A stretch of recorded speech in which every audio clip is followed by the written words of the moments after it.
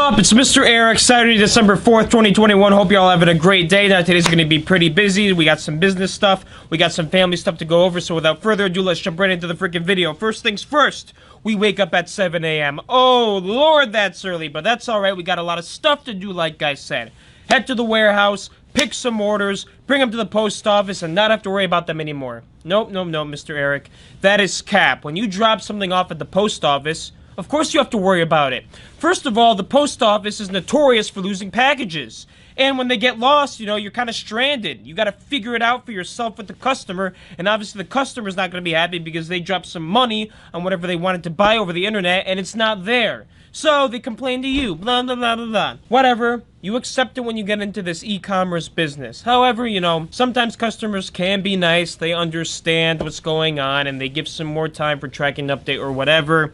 But then there's the other customers who try to scam you. Sometimes customers try to take advantage of new sellers by saying, oh, my package didn't arrive, even though the tracking history shows that the package was delivered. Now, if you're an Amazon seller, the great thing is that if a package shows as delivered, and you bought shipping from Amazon itself, you are protected by Amazon. So, if a customer says that they didn't get their package, even though the tracking says it was delivered, all you have to do is tell the customer, file an A to Z claim with Amazon. And from there, Amazon handles it. If they feel like giving a refund, they'll give a refund to the customer. If not, guess what? Most likely, this person was a scammer, and they're trying to get a refund and get a free book and maybe resell it themselves. Screw you people who do that.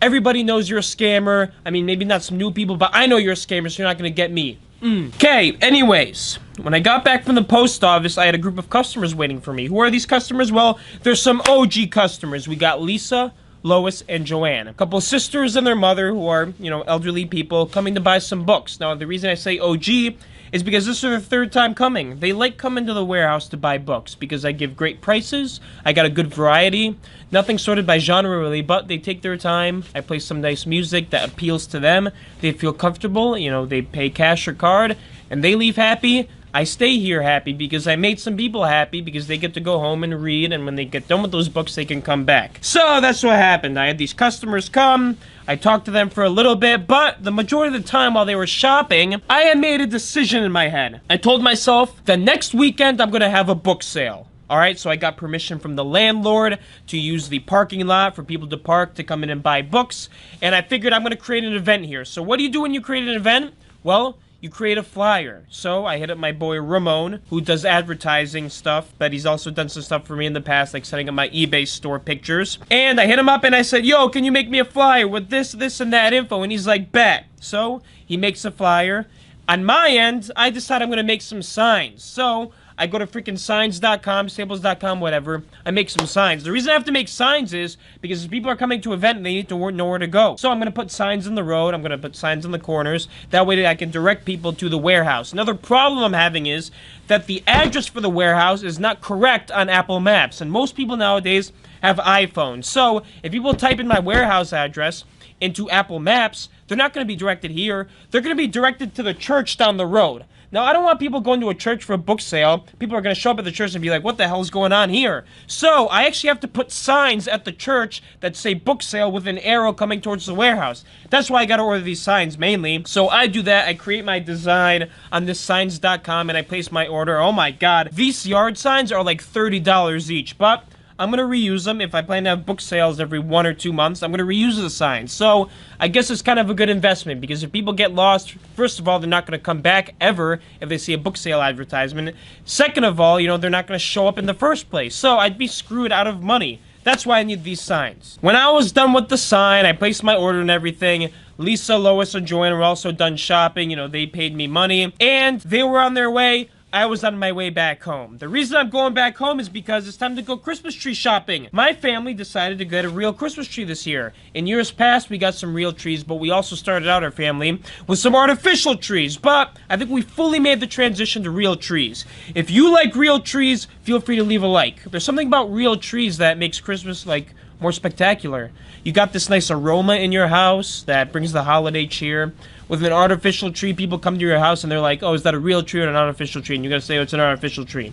Also, if it's artificial, it's gonna look the same each year. However, if you get a real tree, it's going to be different every year. So if you want to take photos in front of your tree, like, it's not going to be the same tree every year. You're going to spice it up a bit. People are going to be waiting for your Christmas card thinking, damn, I wonder what kind of tree they're going to get this year. A big one, a small one, a girthy one, a wide one, a pequeño one.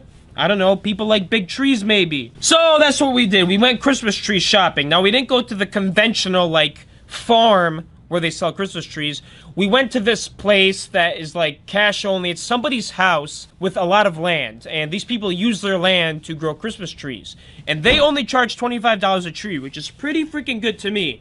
I mean, you don't have to pay taxes either. They got this whole land where you can pick your tree, cut it down yourself. It's a pretty cool gig. However, the majority of the time that the family's shopping for the Christmas tree, I'm in the car creating Facebook ads for this book sale I'm going to have next weekend. By the time I'm done with the Facebook ads, you know, I go out and meet them and everything, and I'm hoping to get some feedback from the Facebook groups I posted in. People are start dropping likes, comments. I'm pretty happy about it. However, the thing is, people are very lazy. On Facebook, they'll be like, oh my god, I'm going to go to this event, you know, come with me. And then they never show up because they're lazy bums. Huh?